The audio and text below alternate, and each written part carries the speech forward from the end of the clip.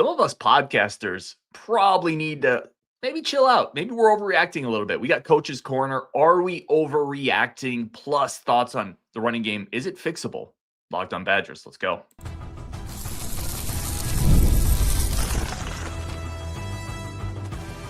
You are Locked On Badgers, your daily podcast on the Wisconsin Badgers.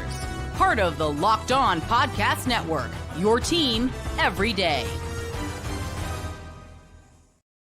What is going on, Badger fans? Welcome to Locked On Badgers, your team every single day, part of the Locked On Podcast Network. Appreciate you being here. We are talking overreaction.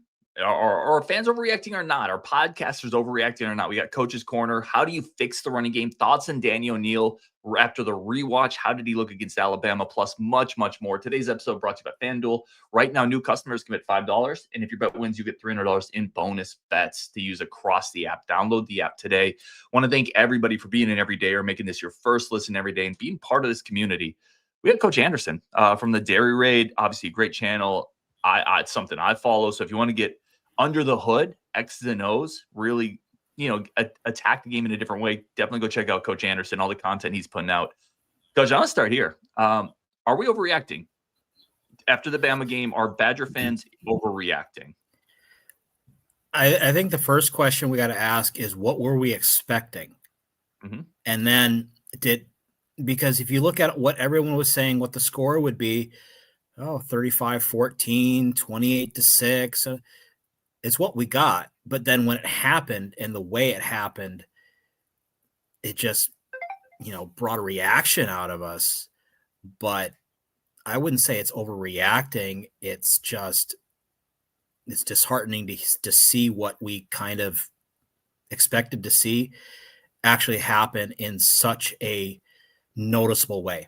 The difference between Alabama and Wisconsin was so noticeable that the score is almost inconsequential to what actually happened on the field. What do you think?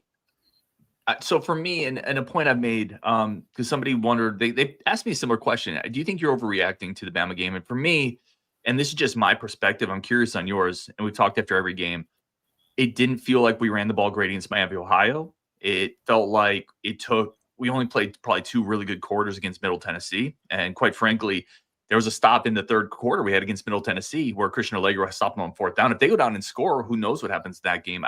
To me, it's almost 3 data points where I feel a little underwhelmed. So that's where I'm at. But we are 2-1, and you're right. Everyone expected us to lose to Bama. What in this do you think we're overreacting to, and what do you think we're appropriately reacting to? Maybe that's a better question. I think we are. If we were thinking overreaction, I think it was us trying to manifest a win or manifest a good result. It's like, Alabama is not the same as it was under Nick Saban, Kalen DeBoer. Oh, do you hear about the discipline problems they had? Did you see the Florida State game? We've got a chance. And sure, everyone's got a puncher's chance, but Alabama's just better.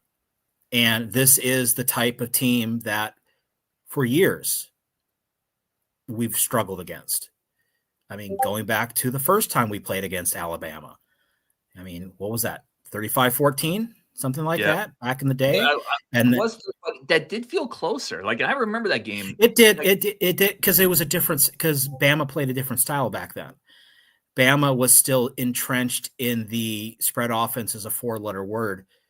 Nick Saban era, and they've embraced modern football since then. And you kind of saw it where you take good scheme and better players, and it turns simple scheme into that much more deadly. And so again, I wasn't shocked with how it happened. It's exactly what I kind of figured. Their playmakers were going to make big plays when we least needed it. And I think at times, if anything, I want to say overreacting. I think sometimes the coaching staff maybe overreacted, tried a little bit too hard, and that led to big plays from Alabama that killed any semblance of momentum we had at times. There were plays in this game and sequences in this game where you just feel so deflated after it happened. And then going back and watching is like, what were we going to do in that situation? And it just, I guess that's where the maybe the overreaction is coming. It's just it elicited emotional response, I guess, which is weird to say about a football team. Yeah, I think, to me, you mentioned a couple of those points in the game that were really disheartening. To me, it was the two, honestly, that go right for me. It's the 98-yard drive they have right before halftime, right? I think at that point you're not going to win the game. You can tell, but you've hung your hat on defense. That was kind of the reason you thought coming into this game maybe this could be closer. And that wasn't a hard 98 for them. I don't know if they got the third down in that drive, or if they did it was maybe one. And then it was right after halftime. They come out and they immediately throw that pass to Ryan Williams, and he basically doesn't get touched. And those were just two in quick succession, a reminder of where we're at and where they're at, to your point. What if we reacted appropriately to? So we talked a little over the overreaction. What if Badger fans maybe reacted appropriately to? I think obviously the lack of a run game is starting to be concerning, especially when it's all we've kind of talked about this offseason. We're going to go back to old school Wisconsin football and the way we used to do things. Unfortunately, what we saw against Alabama was usually what happens when we did it the old-fashioned way against teams that were superior to us. And the successful plays we had in this game and throughout this season have not necessarily been the old school Wisconsin plays. It's been the new school stuff that we've been trying to do for 2 years, and it didn't work under Phil Longo. And maybe it's getting some success now. But when we line up, and when we saw it in this game, we line up an I formation. Alabama comes out 10 in the box and just bludgeons us to death. But that's old school Wisconsin football. And so I think the lack of a running game and the idea that we have to go back to this old school mentality it doesn't match. And it's something that has to be addressed, because I don't think you can be both. I don't think you can do old school and have a successful run game, at least with how the team is made up right now. Well, that brings me to my next question. And the other one I wanted to hit in the first segment. You've gone back, you've watched every game, you rewatch them, you clip them up, you break them down on your channel. Is the running game fixable this year? With this group of offensive linemen, this group of running backs, this group of coaches, this schedule, is it fixable? I think so. They just need to get continuity. And it's an issue we haven't had the same offensive line for 3 straight games. We're moving pieces, we're adding new pieces. Important players are getting hurt, which kills momentum. And it's still there is no continuity in that group right now. I also don't think that starting 5 group has the talent right now to go to an elite level in the running game, or a much more than above average run, because we're young at the wrong spots. We're slow at the wrong spots.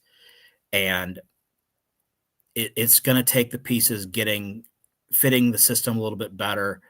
It's going to take the pieces working harder, and it might take, some drastic measures and just putting some young guys in who are bred to block on the run, who are bred to get to the second level, because that's what we're missing. We're blocking guys on the first level fine. We're not getting to the second level. If we're doing power plays or pulling or anything like that, we're having problems getting the linemen around the corner and up to the linebackers. And when we play against teams who have athletes in the box, we struggle.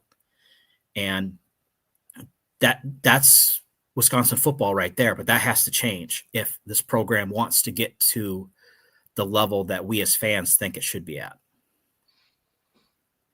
So that feels though like, and I'm just parsing your answer out here, and I agree with you, continuity in the offensive line, it hasn't been there. They've been playing a lot of young players, but how much improvement realistically can you make from a week 3 to a week 4, right, with young players? I guess I'm kind of wondering what that timeline potentially looks like, because this has to happen quick if we're talking this thing needs to be fixed. I think you have to simplify the approach to the run game. I think you need to diversify the approach to the run game.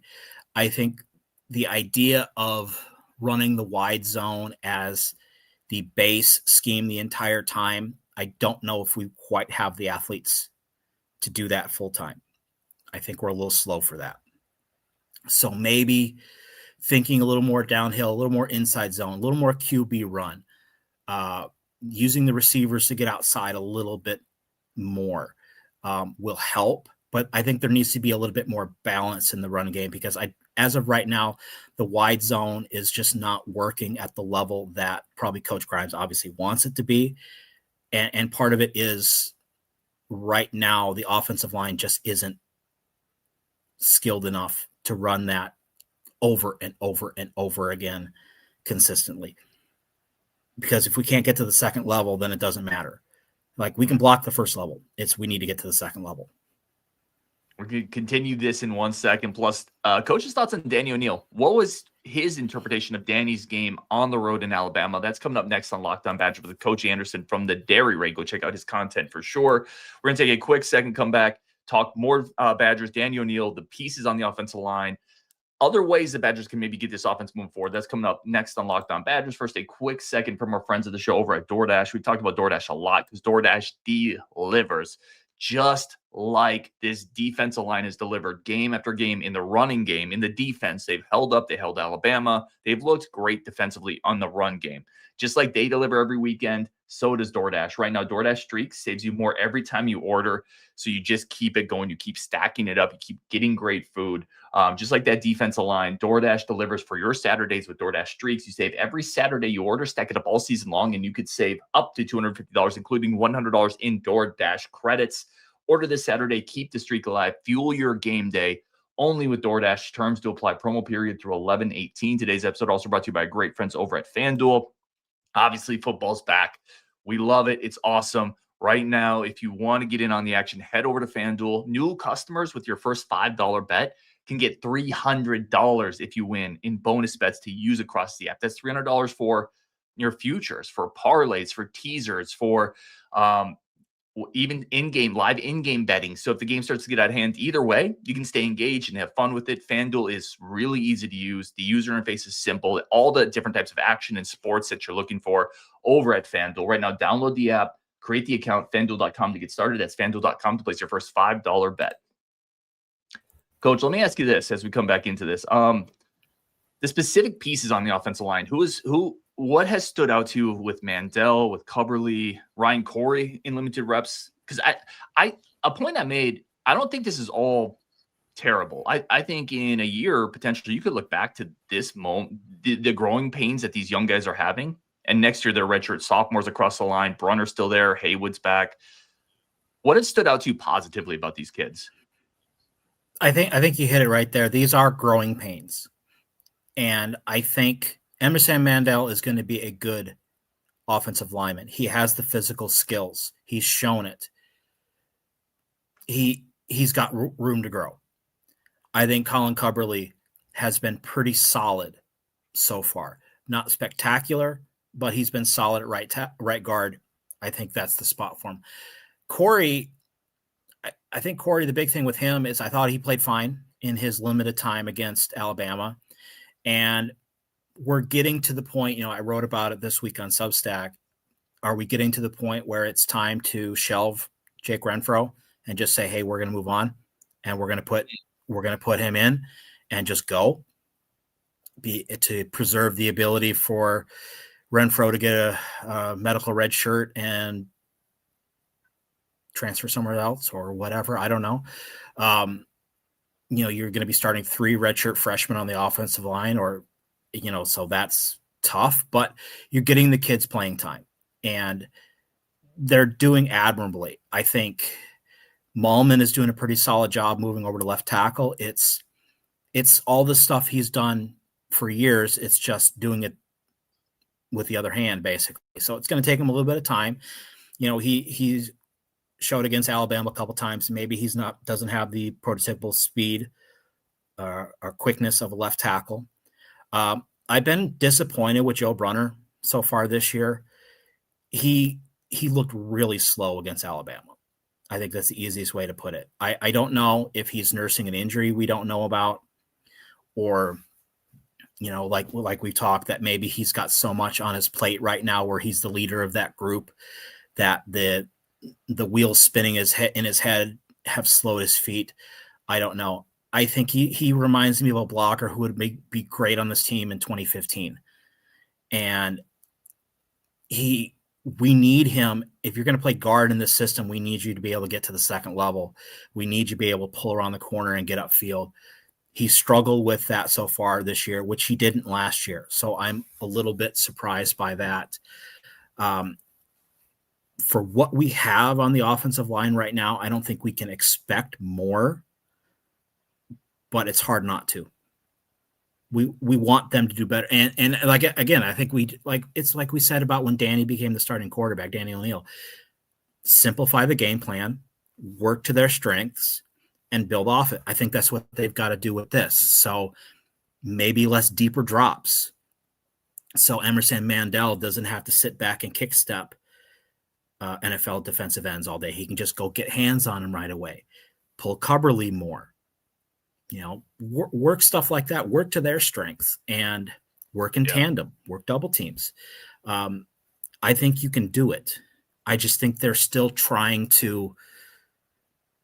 They're trying to pull the trigger. Do we go with the youth movement, or do we hope that Renfrow gets in there? Because when Renfrow was in there, they blocked better.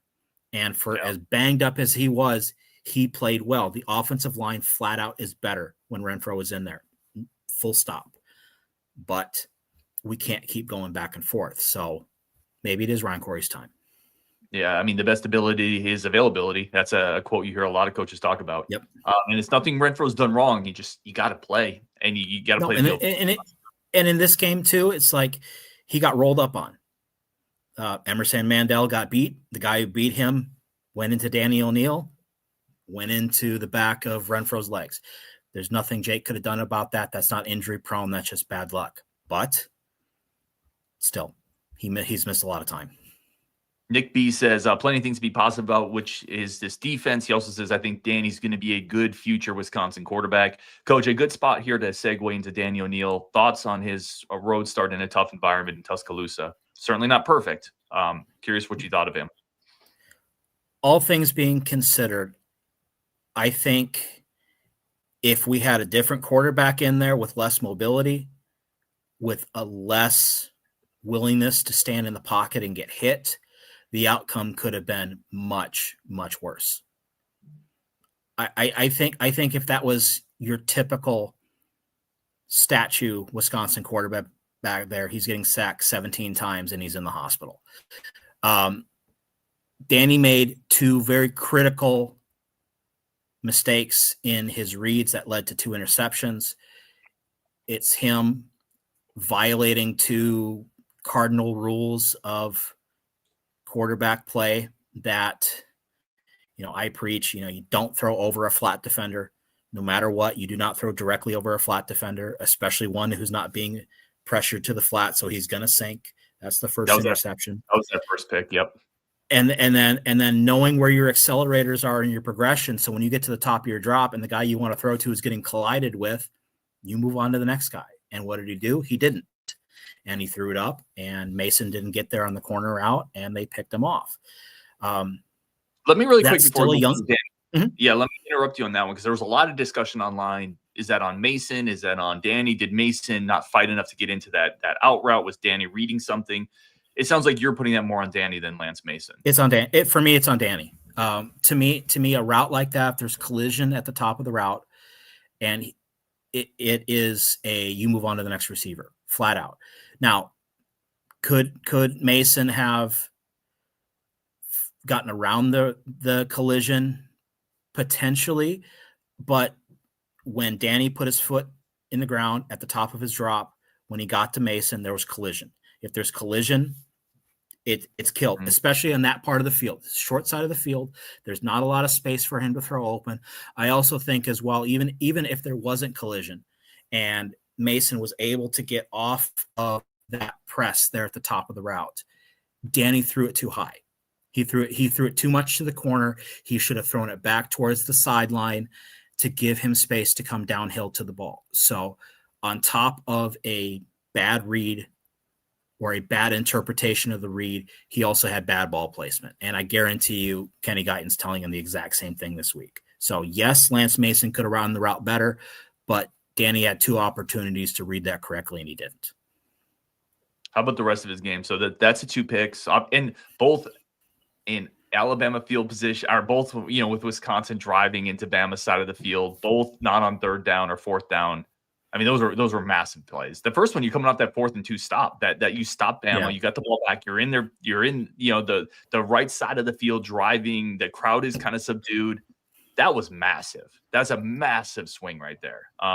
Outside of those, you mentioned mobility, made that throw to Ballard. Anything else that you saw from Daniel Neal rewatching the film that really stood out to you? I mean, he showed good poise in the pocket. There's a couple times where you knew he was going to get hit. He's shown that so far this year. He's willing to stand in the pocket and get hit. He also knows when to take off, which is important. Again, there was times in this game where our offensive line were turnstiles, and he had to take off. Alabama did a good job as well in that they just matched up really well with their receivers. I mean, there are situations where we're running 3 receivers into the route and just nobody's open. Danny wisely, instead of throwing it into coverage, he breaks the pocket. He tries to get upfield. They used him pretty well in the run game a couple times, which I think they need to do more. I think they need to use him more in the RPO game. I think he did fine. He made a couple stupid mistakes for sure. But what with what he was given, I thought he did okay. And I think that it shows he still has confidence, and they have confidence in him. I mean, they put a lot on his plate in this game. So I'm cautiously optimistic going forward, especially if they can get the run game going. I want to take a quick second here, come back, talk about that running back rotation. We got a question from Family Man Ty. Is it time to maybe switch up the players in there? Plus, thoughts on Maryland come up. And does Vinny Anthony need the ball more? That's coming up next on Locked On Badgers. First, a quick second for our friends of the show over at Mazda. Mazda crafts cars for those that are for those who do more than simply move. You can get from point A to point B a lot of ways, but why not do it with a little bit more energy, a little more excitement, a little more elegance, a little bit more. That's what Mazda crafts cars for, delivering confidence with every ride, from footwork to breathwork. From footwork to breathwork, athletes sweat every single detail, just like Mazda, bringing that same intention to every single car and vehicle that they craft. Japanese craftsmanship in every detail, metallic accents, available Napa leather, plus all-wheel drive standard in every crossover SUV, perfect for the Wisconsin winters, falls, springs, and summers, where I live, where a lot of us live. Like every player, Mazda sweats every detail, because when you make every move count, impossible becomes irrelevant. Mazda, move and be moved. All right, Coach, let's come back and talk about the running back rotation. We did get a question from Family Man Ty asking, is it time to get Dupree the lion's share of the reps? Just in general with the running back rotation, how do you feel? Dylan Jones is the more complete running back. He's the better pass blocker. But Dupree has a little more burst. He has a little more big playability in him. He's still a little cautious in some of his reads. So I wouldn't say I'm ready to have him come in and be the full-time number 1 back, but maybe getting him some more reps, getting him involved in some of the receiver motion running game stuff that they've used Tyrell Henry with, and Tretch, I think, would be a great way as well. And Dylan Jones's ability as a pass blocker is what's giving him a lot more reps than maybe we would expect. I think we expected that Dupree was going to be the 3rd down back, but we've seen that, Dupree's going to be the 3rd down back if you're going to use him running routes. But when you have poor blocking in the offensive line, you're not going to use your best pass receiver right now in Lance Mason as a blocker. You need a running back. So, and right now, Dylan Jones is the better blocker. So I'd like to maybe see a little more rotation, but it's also got to come in the right situations. Let me ask you this one from AJ in the chat. Got to throw some 50-50 balls to Vinny, to Ballard. One of the points I made on a previous show is I feel like, and this is, you tell me if I'm crazy or if you think I'm wrong as the coach in the room. I feel like they have to scheme up a few more ways to get Vinny Anthony the ball, whether that is using him more on some of the action they've been given to Tretch and Tyrell Henry, or just getting him some easier looks, because he is one of the game breakers on this offense. Now, that's not always as easy said as done. Your thoughts on that? And also, do they just need to force some more passes into coverage and give the receivers a chance to make some plays? I never am comfortable with the idea of forcing the balls downfield. Vinny's got to get open. Mm-hmm. I think that's part of the thing we're missing is he's not getting open. It's kind of the same things that we've talked about the last 2 years. He gets contact on the offensive line. He's not the biggest receiver, or on the line of scrimmage, not the biggest receiver. So sometimes he has issue breaking press. Now, again, we can use him in motion. We can do other things as well. The defense knows he's our number one receiver. So what they're doing is they're daring you to throw to somebody else. And now at this point, they've been leaning on the tight ends. They've been leaning on the slot receivers a little bit more. So maybe, that's a way to get him to scheme him, is to get the defense to think about other people. But he has to get open. That's the reason why Jaden Ballard's not getting the ball. He's just not getting open. And, there's only so much you can do scheme-wise to get somebody to do their job. And when they don't do it, I mean, what are we going to do? Also, too, another thing we have to take into consideration here is deeper routes take more time. Yeah. They take more time, and we can't pass block. And we've tried to throw deep balls. Look at all the third and long situations we've had this year. A lot of those times we have schemed 4 verts or 3 verts in an over, double post, all these stereotypical West Coast and air raid style vertical passing plays. But either the receivers don't get open or we don't pass protect long enough for the ball to get downfield.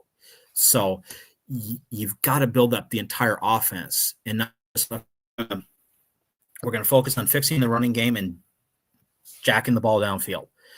Well, we got to do everything in the middle first. And I think that's actually where we need to focus on, is doing things that are going to cause the vertical passing game to open up more scheme-wise, and the run game more to then open up everything around it. I mean, that is a really good point, right? If you start running the ball better, suddenly those shots to Vinny are going to be more open, because you're going to have 2nd and 1 instead of 2nd and 8. I mean, it just I mean, when you get a situation where the defense doesn't have to respect the play action, then play action doesn't matter. They're not fooled by it. Or like we saw against Alabama, Alabama was hyper aggressive when we would play action. And then Danny would get out of the pocket and nobody would be open. Right. And part of that it's I mean, everybody knows this, but Bama's got 2 NFL athletes on the edges at corner. They're safety. Yeah. Like, so they can do that, right? They can play hyper aggressive and take away because they know their athletes are going to hold up on the back end. Maryland and Iowa, they're going to not have quite that caliber of guy in the back end, so it might change it there. Talk to me about because they talked, AJ in the chat talked about the 50-50 ball to Vinny, and you talked about Vinny not being able to get open consistently, which we did see last year. We saw that against Penn State last year, but he did get open on that double move, right? We're talking about that double move on the left side. Ball was underthrown a little late. Danny was also under some pressure there. Thoughts on that play? He dropped it. I mean, Vinny's got to catch that, and that's the thing. It's, if you're not given very many opportunities for vertical balls, you've got to take advantage of them. And yes, it was a contested ball. Yes, it was underthrown a little bit. Vinny Anthony is a Division I football player. He needs to catch that ball. He needs to fight for it. If you want me as a coach to be more confident in throwing 50-50 balls, then you've got to up the percentage, because I'm not throwing up a ball that's 50-50.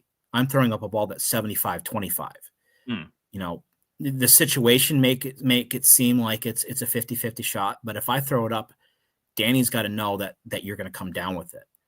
And even if the ball's underthrown a little bit, I mean, heck, you saw Ryan Williams' touchdown where he juked Jameer Latimer out of his shorts.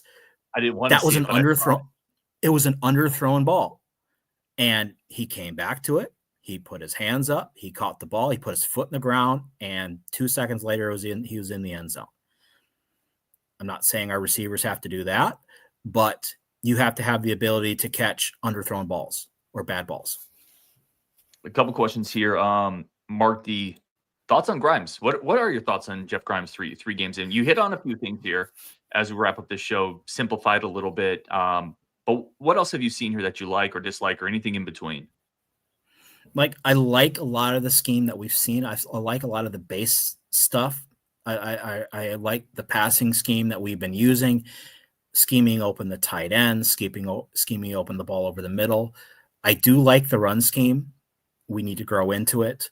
At times, I think he is trying too hard. And I think, like, there are situations where the eye candy is a little bit too much, where the defense just, like when they were moving the tackles around, Alabama didn't care. Yeah. It didn't affect them. And at times it was almost like Alabama would move late to adjust to emotion, and it would screw up the offense worse than it screwed up the defense. Doing reverses in situations where reverses probably shouldn't be there. Trying to throw a 25-yard pass combination on a 3rd and 19 when you haven't been able to pass block all day, coming off of a penalty, when the play we get the penalty on with Tretch, it's a ticky-tack little foul, but it was a type of play that worked. And then, well, let's just try to get all of it back on one play. And we were already losing momentum. And then it just killed when they sack Danny and just destroy everything. I do think he's trying too hard at times. Maybe it's just like Mike is saying there, it's impossible to judge with the way the line is playing. I like his scheme, and I like that he's trying. I like that he is, okay, maybe some basic things aren't working. Let's try some other things. But I think he's kind of skipping the middle ground. It's like he's going from Jeff Grimes 101 to graduate level, and he's skipping the sophomore year stuff. I think maybe he needs to kind of remember that the guys are still learning his system, that the players are not quite the complete fit to the system that you would expect. Obviously they need to grow within his system, or he needs to recruit the guys that fit his system. He's trying too hard. Make it simple. Maybe be a little less collaborative, because you can see fingerprints from a lot of people so far this year. Be a little more straightforward. And I think that will make things easier for everybody to just streamline the offense, at least getting into Big Ten play. I like it. He is coach. I kept him for a little bit longer than I normally do, but definitely go check out Coach Anderson. Go check out the Dairy Raid. Go check out his offensive and defensive breakdowns. Those go up. It gives you real insight into kind of what's under the hood, I would say, with the Badgers program. So that's really awesome stuff. Coach, anything else you want to add on to that and your content? No, just like as always, just find wherever you just search the Dairy Raid and you'll find YouTube, Substack. Substack is a great place to go now that YouTube is starting to cut my videos sometimes and demonetize me and stuff like that. So Substack is where you're going to get everything complete. It's the nerdy stuff. It's the niche inside the niche. But, you got to dig deep sometime to really understand what's going on. Yeah, absolutely love it. I always support good people doing good things. Coach Anderson is both of those things. On Wisconsin, appreciate you guys so much. A bunch more content coming up. We got a Maryland insider coming up to talk about their passing game and are they licking their chops after watching us against Alabama. We will see. Coming up next on Locked On Badgers. But first, thank you for tuning in. And as always, thank you to Coach Anderson for stopping by Coach's Corner.